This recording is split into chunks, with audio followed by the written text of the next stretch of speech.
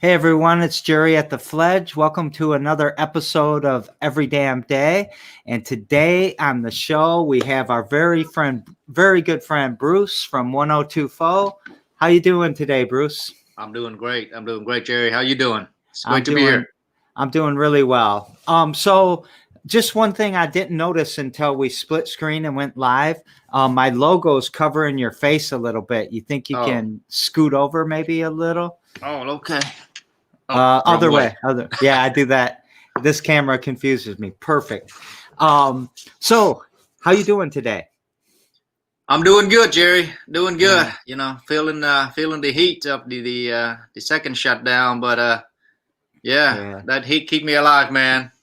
yeah. Well, I want to first tell you thank you very much for being on the show today. I know that, or I learned in our brief history together that Tuesdays are your day off, and I appreciate you spending your and day off is probably a weird term. It's the day your restaurant is closed. Is that right?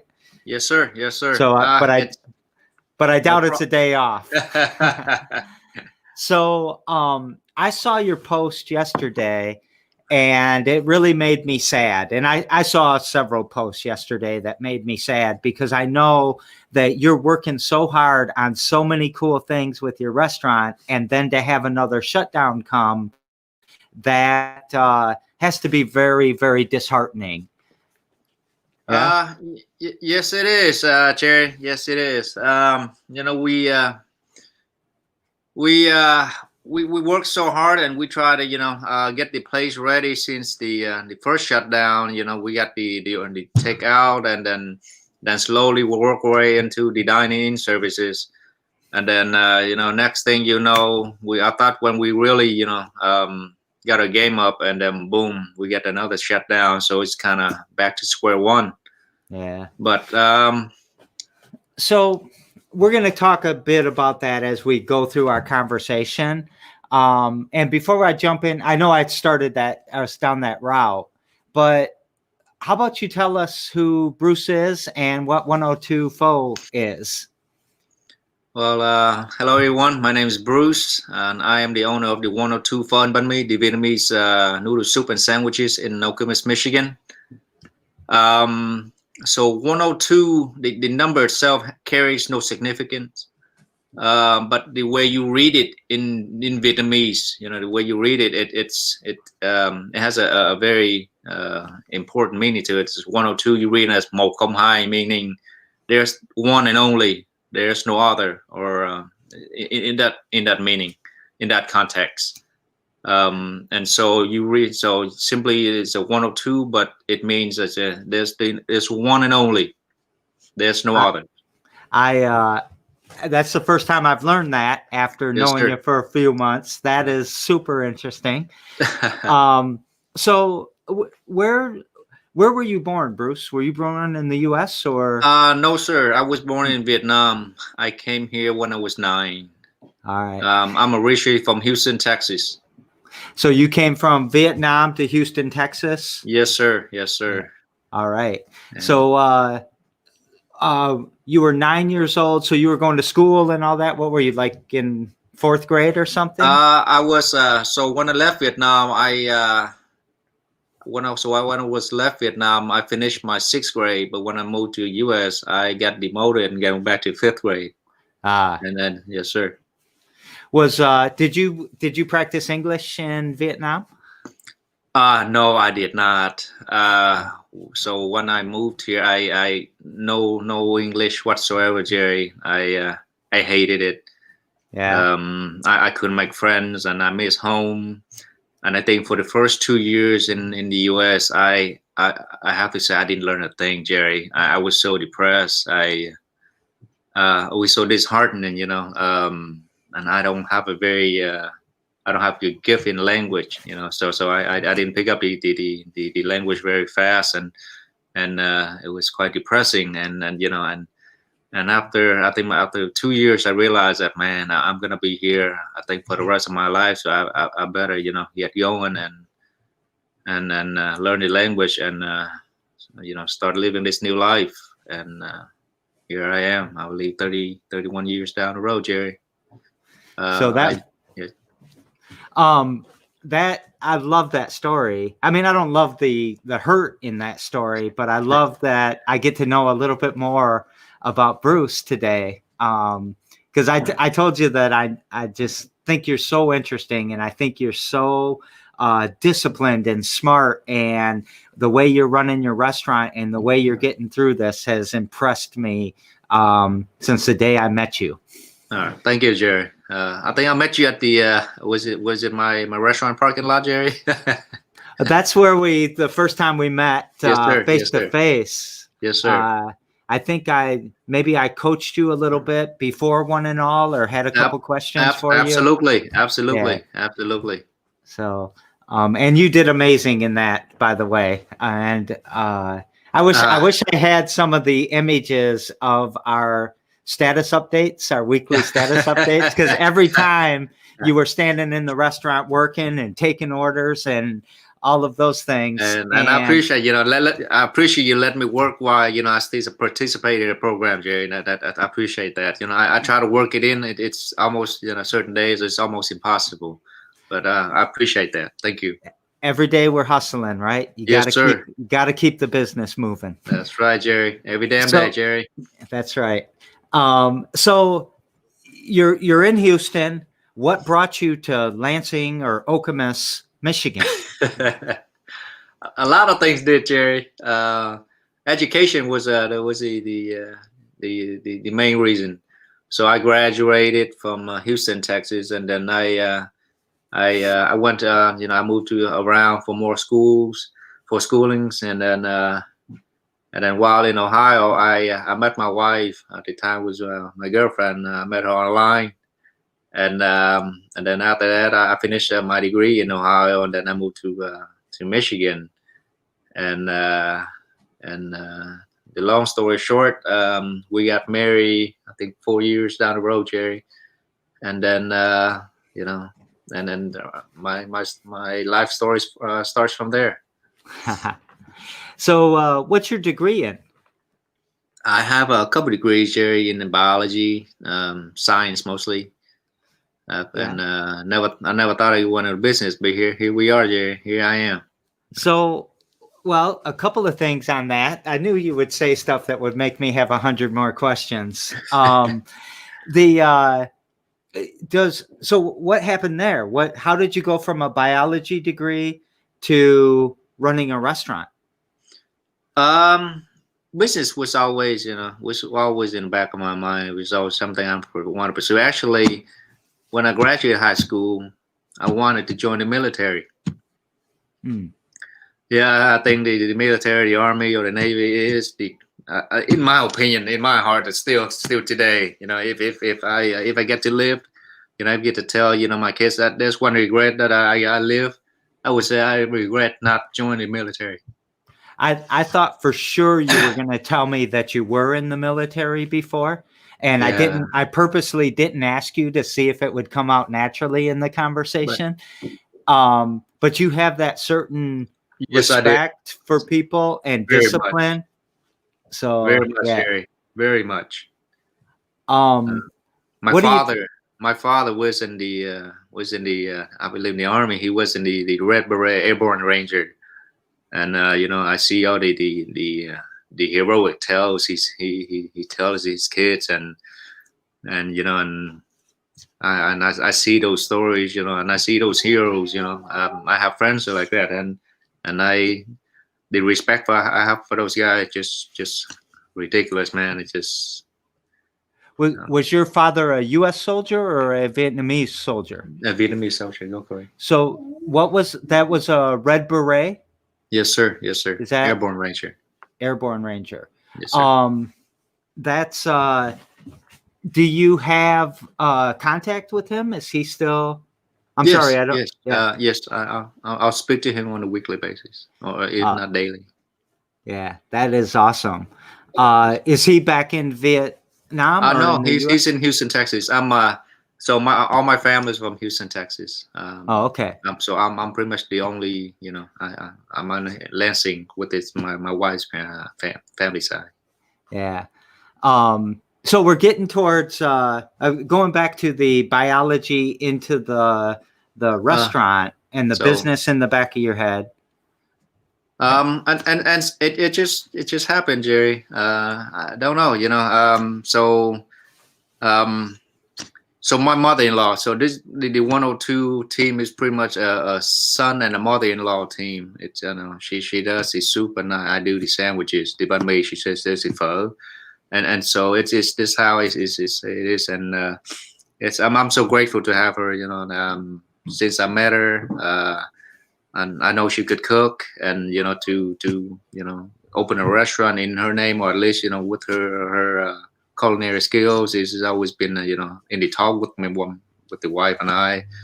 And just one day we just if we don't do something about it, we'll live to we'll live to regret it, and we'll live to keep reminding ourselves that this is something we should have done. And you know what, we pulled the trigger, and I took 3 weeks off, and flown to Vietnam to study, learn how to bake bread from a very famous, well-known artisan in Vietnam.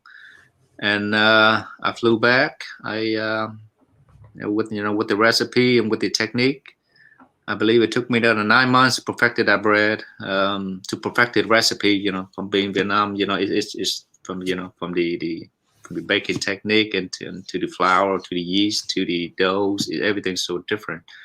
And so pretty much it took me another 9 months to perfect that bread, and still to today, I'm still trying to perfect that bread. That I think that's an amazing story that you flew back home, if you will, Yes, sir. to learn that technique. It just, I don't think I could have done that. I would have just tried to learn it from YouTube or something like that. It was a challenge. I have to say it was one of the biggest challenge that I faced. Not the biggest, but one of the biggest. Jerry, it was difficult, man, with the jet lag and the sleeping. And I do about 3-4 hours sleep a day, and just tiring also. But the time, with the timing, I don't have the time, Jerry. And so it's game day, man, game time. You gotta get your game face on. You made a video as part of the One and All program that was put on by LEAP and the MEDC and Consumers Energy Foundation. I might as well give a shout out to all those guys.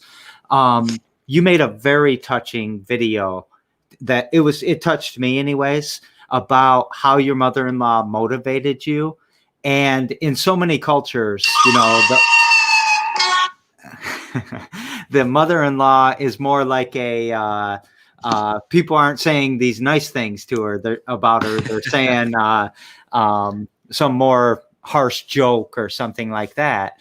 It really touched me how she motivates you and how you still speak so highly of her.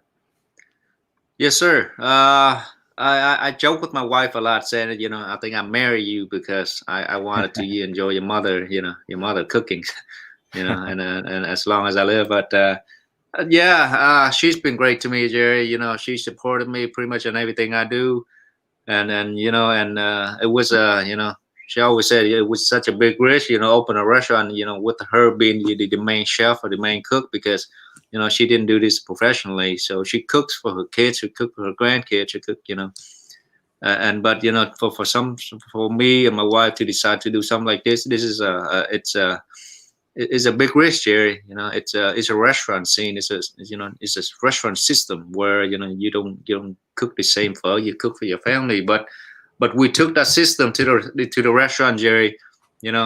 The same recipe that she cooked for her kids and her grandkids every day, every night for all the holidays. It's the same recipe that we put in your bowl of soup at my restaurant. Something I'm very proud of. So I've been lucky and unlucky. The lucky that I've been is I was able to eat. I ate 2 of your sandwiches from when we ordered them that one time. And so that was very lucky because they were very good. What I'm unlucky about is I didn't get to try your boiled seafood yet. Yes, sir. Because every time you showed me an image of that was amazing. And you tell us a little bit about just introducing that recently and what you had to go through to change your restaurant to be able to do that? A lot, Jerry. I bought 7 freezers just to accommodate the new seafood inventory. And it took me about 2 months to perfect the recipe. Of course, with some help from friends, and then the main taster, test taster here is from my wife, and I believe I've gone through 11 batches, and then you don't want to hear the first 4 or 5 batches, man. It was a disaster. Yeah, but she, I cook and she tests, and 11 batches, later, and we found it. We found it, and we've been at it, and it's been going good and going strong, Jerry. And without giving us a trade secret, what was something like a mistake that you were making or something you tweaked along the way? And maybe not the big thing, but something, just an example of that. How long you would boil certain seafood? It is, it's difficult because, for example, the shrimp, you don't want to boil too long, but if you don't boil it enough, it won't be cooked. And if you boil it too much, you can't peel it, or, it'll ruin the quality of the shrimp. So you have to stagger things? Absolutely. So pretty much all the seafood, or, has a certain cooking time. And also, that is just quality of the seafood itself as a cook itself. But when you have to integrate that with the recipe, and then the way you cook, and it's just heat and all that elements, it plays a pretty important role. And before I don't cook, Jerry. Baking was pretty close, much as it comes. But after I come to cook and bake, and then now with the whole seafood and everything, it just with the pho and then everything else, it's cooking is an art. It takes so much. It takes so much work out of it. It takes so very details, but those little details, Jerry, really brings out the flavor of the dish. So you said you weren't a cook, but you did have a degree in biology. Yeah. And you did have a degree. Well, and in that degree, you probably learned a lot of chemistry. That too. Right. And so do you think that, like, the chemistry helped you with the cooking, and the biology maybe helped you with the food safety? I would say so, Jerry. I didn't think of it like that. Now that you bring it up. See, because I didn't know that about you, but I know that biology, especially microbiology, plays a big role in food safety. Absolutely. And then as you're talking through the different temperature or the different boiling times or times to put them in and all of that, It just got me thinking maybe you were cooking that whole time. Maybe that's why you're a biologist. And I guess so. I guess so, Jared. Good point. So, man, I think I love your story. I hope that you like being in Lansing, because I think you make us just better. I mean, I love it, Jerry. I love it here, man.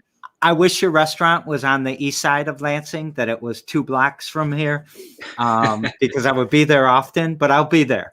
And I'll come back to this one. I'm going to ask you something else real quick. What's something you do every damn day to push your mission forward? I look at a picture of my kids and my wife here. I have a 5-year-old daughter, Corey, and an 8-year-old son, Cash Lee, and then my beautiful wife, T. And that's what pushed me, Kerry. That's what pushed me. I wake up 4 in the morning every day. Head out to the restaurant, and then, like I said, I bake fresh. Bake my bread fresh every day. Bake fresh, bakes daily, and then my day starts early. 4 every morning, and I don't come home till 9, 10 in the evening, and I come home tired, exhausted, drained, both physically and mentally. But I see my wife and kids, man. That's all I needed, man. When you first started your business, when you had a dream of being an entrepreneur, most people go to, well, I'm going to be the boss and it's going to be kind of easy and I'm going to get rich. Any of that? No, I don't think I lived that. I don't think I lived that yet.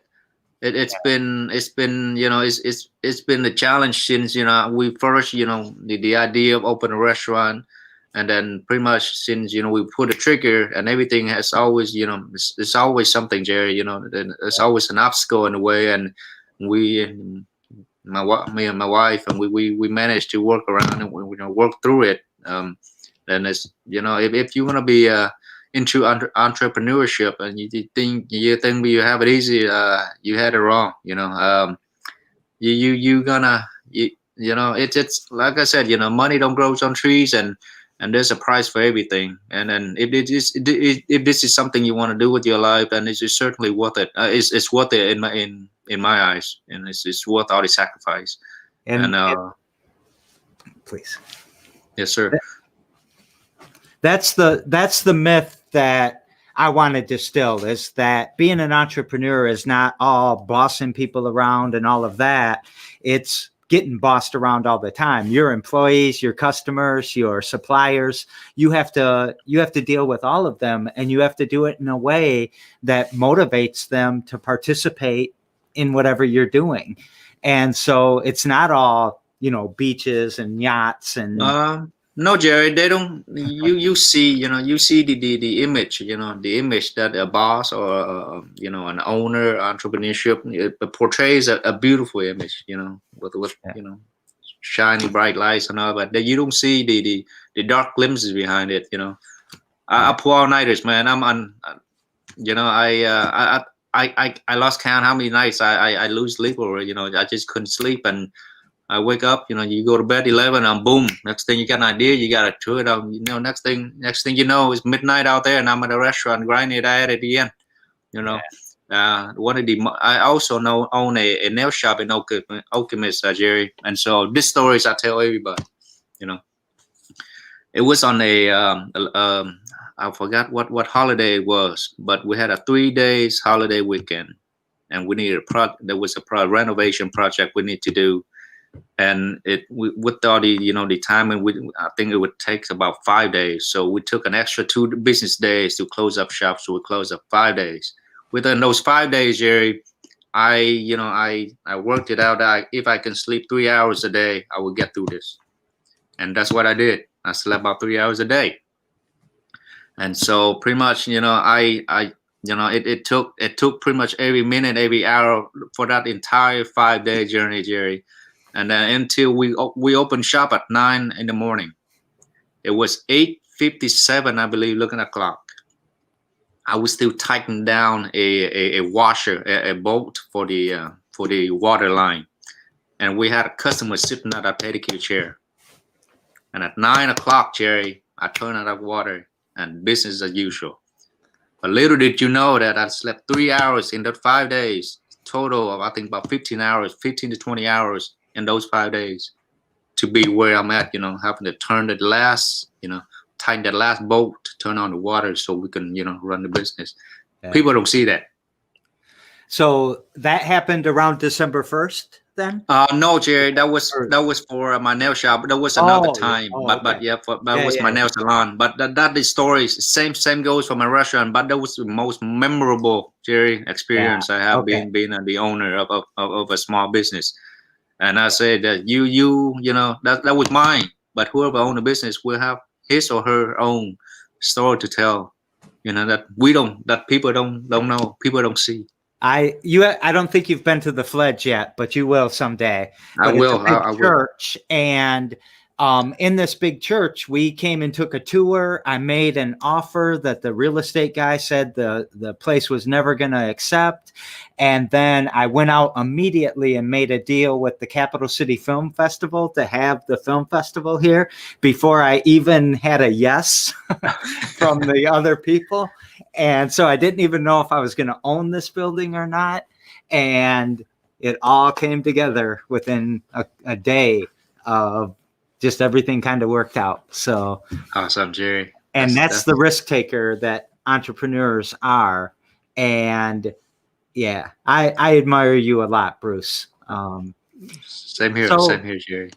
so yeah, I want to go to the shutdown just a little bit. So, you opened December 1st. You shut down, I think you told me, before the Yes, actual sir. Yes, sir. orders I came in. forgot what. Yep, I forgot what the order was. But as soon as we realize, how bad it has gotten, and the cases keep on climbing, and the wife and I, we decide, we need to, not only protect our employees, we need to protect our customers as well, And so to do our part and minimize the spread, I believe we shut down, I believe, 2 weeks prior to the order, and and then we it has been a difficult journey, Jerry. I do want to commend you real quick on shutting down before you were ordered to shut down, because I think that that ability to have the desire, not even the desire, the responsibility to protect your customers and to protect your employees and to protect your family, I think that will ring throughout the history of your company. It will be part of your brand and part of the culture that you've established. And I'm really proud to know you for doing that. And I also think I want to just shout out to everybody that might be listening.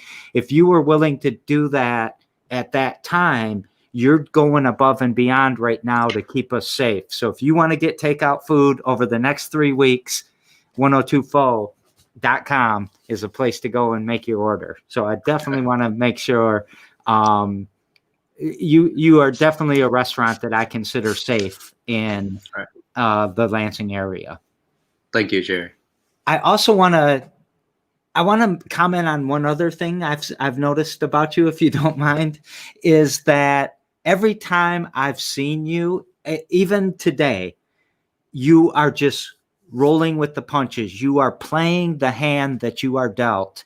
And I admire that about you pretty much. I mean, very much.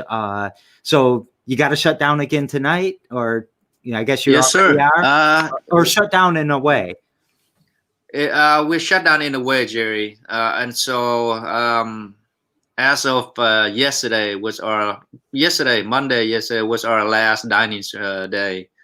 And then, once 8 p.m. hits, I stay back and get the place ready for our just takeout services now.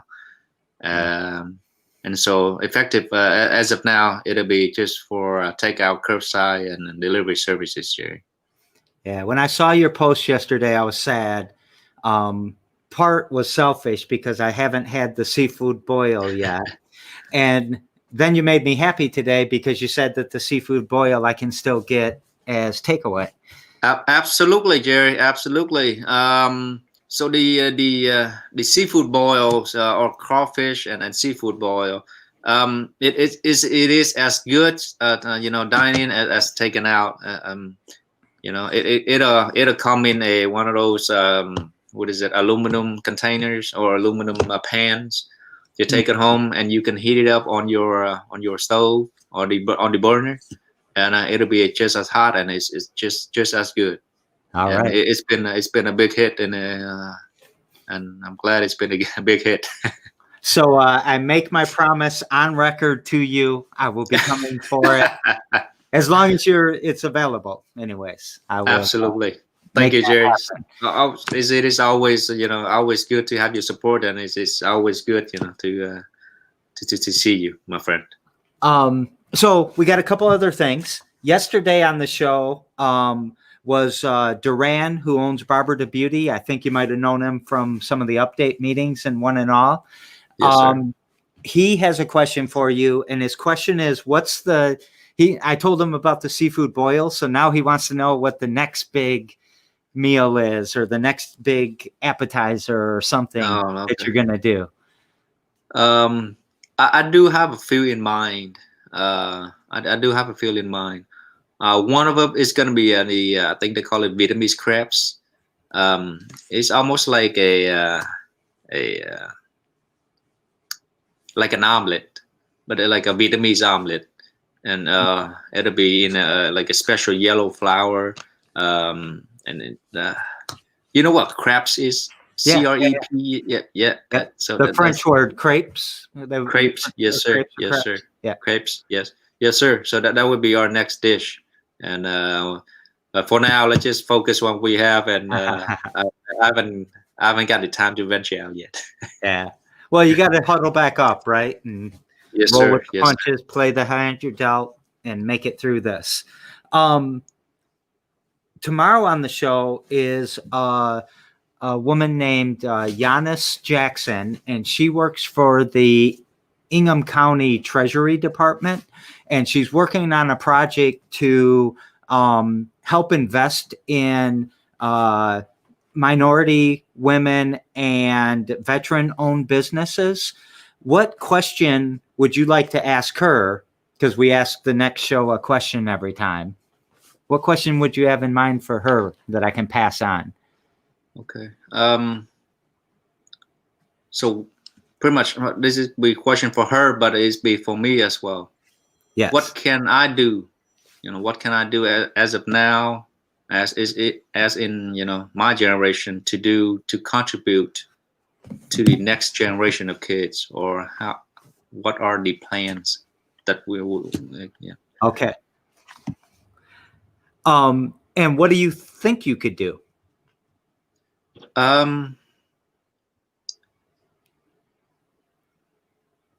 There's a lot of things I believe I could do, Jerry. I just can't really put it out there yet. But I believe in each of us. We have our responsibilities and our within our capability as well to do what we could to contribute and to build a stronger next generation. Do you think? Do you see your kids working in the restaurant or running the restaurant? I see my daughter is my 5-year-old daughter, because each time I like when I was at home, I have to practice my doughs and bread making. She's always there with me. It's not him, but it's her. She would there asking for that dough, and she would play with it. She mess around with it and ruin the whole kitchen. But it seems she's very interested. She made me the one I may pass down the torch to. That's awesome. And then how do you feel like you're preserving Vietnamese culture in this area? Yes, I am. Like I said, when we first opened a restaurant, that's one thing that my mother-in-law told me that I forgot, and I don't think I will forget as long as I own the restaurant. Don't cut corners. Just try to save a few pennies, because this is how it's done. If you're gonna cook, if you're gonna serve the food and sell the food that I make, you make sure that it is sell and sold the way I make it, and it has to be a certain way. Because you do at a restaurant, seeing how certain food are, you have to be you have to able to cut the few corners to make profits, and by doing so, Jerry, you devalue the quality of your food, and and you can taste that. And not here, Jerry, not at 102, and then at 102 you will eat the bread that I bake, and I do not, compromise with my recipe or just to, the quality of the bread. And next to that is my mother-in-law is cooking her pho, the soup, and and that soup is the stock itself. You have to boil that bone for 14 to 18 hours, to get the full flavor of that, Jerry. And then that is how it's cooked at my restaurant, and there are no shortcuts, and then you will taste that in the cooking itself here. Well, I highly recommend your restaurant. All right. So Thank you, Jerry. Thank you for coming on my show. I really appreciate it. I think you are an amazing person with an amazing restaurant. I can't wait to be able to sit down sometime and maybe meet your mother-in-law and your wife and kids, but after we're safe. And I will keep my promise about the seafood boil.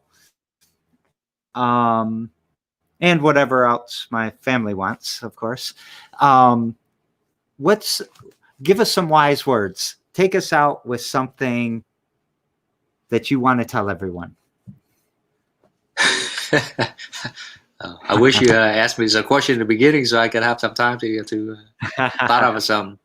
This is my surprise question, but you've already given us so many wise words. Life is not easy. There are no shortcuts, and I play golf, Jerry. I'm not a very good golfer, but I play golf, and my mentality to life, and attack all my problems, obstacles, like attacking a round of golf. Let's say I have a round in the next weekend, and what do you have to do to get it ready? Your weaknesses are. My short game is terrible. One of my strength is my long game, but I don't have a short game. So what do? You practice a short game, practice your putting, you practice your chipping, your pitching. And so the same thing applies to your life, to any project that you're taking. Attack with a good attitude, but at the same time be prepared. And I think that's how I can tell you. Whatever you're gonna do with your life, be courage, be brave, but at the same time be prepared. That's Bruce, how I can share. You are amazing. I love this show, and thank you so much for being on the show with me today. Pleasure is all mine, Jerry. It's been wonderful. It's a great Thank you.